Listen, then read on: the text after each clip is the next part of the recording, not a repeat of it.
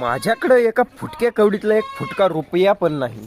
रंदे भैया मी शेळी पालन कसं चालू करू सांगा हो. झिरो बजेटमध्ये शेळी पालन कसं चालू करू. चला तर मग रंदे भैया शेळी पालन फार्मवरती स्वागत आहे.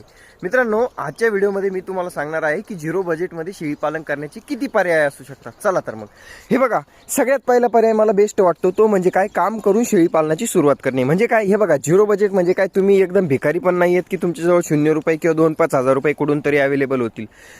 नसेलही तर एक महिनाभर कुठेतरी काम करा, 10-15 हजार रुपये तुमच्याकडे येतात. 2-5 हजार रुपये घरात खर्च जाऊ द्या, 10 हजार तुमच्याकडे वाचतील. बरोबर, 10 मधले 5 हजाराचं एखादं पिल्लू घेऊन या. बघा, असेच 2-3 महिने तुम्ही 2-2, 3-3 पिल्लं जर आणले तर तुमच्याकडे एक 3 ते 4 महिन्यामध्ये उन्हाळ्याच्या दिवसामध्ये 4-5 पिल्लं किंवा 4-5 शेळ्या तयार होतात. बघा, तेच तुम्ही दमादमानं वाढत गेले तर 5 शेळ्यांच्या 10 शेळ्या व्हायला 1 वर्ष 1.5 वर्ष तुमचं जाणार आहे.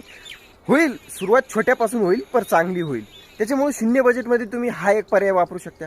दुसरा पर्याय म्हणजे काय, हे बघा मार्केटमध्ये लेजंड्स बसलेले आहेत, ज्यांच्याकडे सगळं काही आहे. बघा, त्यांच्याकडे जागा आहे, जमीन आहे, पैसा आहे, सगळं काही आहे, पण माणसं नाही आहेत. जर तुमच्याकडे वेळ असेल तर तुम्ही तशा माणसांना भेटून शेळी पालन चालू करू शकता.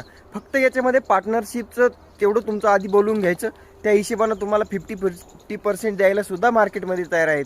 जर तुमच्या शरीरामध्ये इमानदारीनं काम करण्याची क्षमता असेल तर बिंदास तुम्हाला तशी माणसंही मिळतील. तो एक दुसरा पर्याय आहे. तिसरा पर्याय म्हणजे काय, कोणाकून तरी गावातून गल्लीतून कोणाकून तरी पैसे व्याजानं काढायचे. बघा, थोडेफार काढायचे, जास्त नाही. 5-50 हजार रुपये जर तुम्ही व्याजानं काढले, छोटे छोटे कोकरं किंवा छोट्या पाठी जर घेतल्या 5-7 हजार रुपयापर्यंत, आणि त्या पाठी जर व्यवस्थित सांभाळल्या, किंवा मग मोठी शेळी समजा 1 लाख रुपये तुम्ही 3 रुपये टक्क्यानं काढले आणि त्या 1 लाख रुपयामध्ये 5 शेळ्या आणल्या, 2-2 पिल्लावाल्या गावरान. ते 2-2 पिल्लं मित्रांनो, त्याच्यातले 7च पिल्लं जगू द्या आणि 10-10 हजार रुपयाला विकू द्या. 70 हजार रुपये तुमचे 6 महिन्यानंतर वसूल होतात.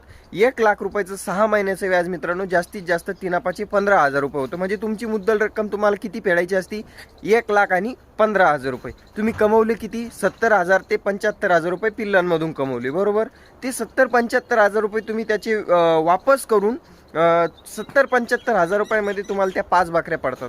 जर तुम्हाला वाटलं अर्जंटमध्ये सगळेच पैसे फेडायचे आहे तर त्या कालखंडामध्ये तुम्ही त्या 5 बकऱ्या सांभाळून दुसरं इतर कोणतंही काम करू शकता आणि त्याच्यामधून तुम्ही कमीत कमी एक 5-50 हजार रुपये आरामशीर कमवू शकता. बघा, पार्ट टाइम, कारण 5 शेळ्या सांभाळायला काही दिवसभर वेळ द्यावा लागतो, अशातला काही भाग नाही.